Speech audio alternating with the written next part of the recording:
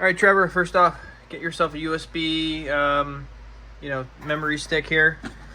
Then you're gonna go to your motherboard's page. So the motherboard I'm upgrading is the Asus Strix Z490A gaming. Yours is a B550 Strix of some sort. I'll, give you the link.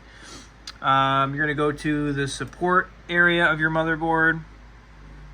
You go to driver and utility. And then you're gonna come over to BIOS and firmware.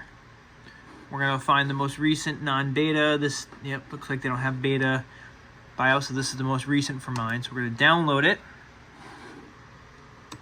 We're gonna grab the file. We're gonna come to where it says compress and extract all.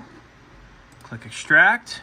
There you go. Now we need to click on the BIOS renamer file here. Press any key to continue, enter on the keyboard. Now this just renamed this. So now this is in a proper format.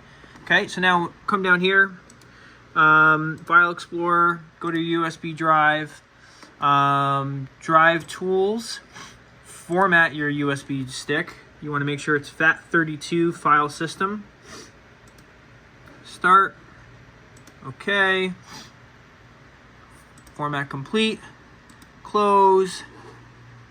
Open up another file window. So here's our USB drive. It's in my D drive. Drag and drop your BIOS file. Fantastic. Now, we need to reboot into BIOS. So here, power,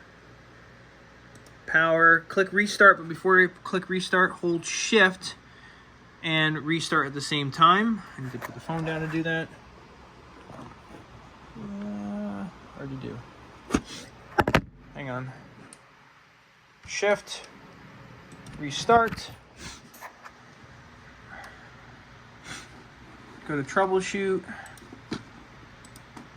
Pardon me, my allergies are kicking my butt today. Restart.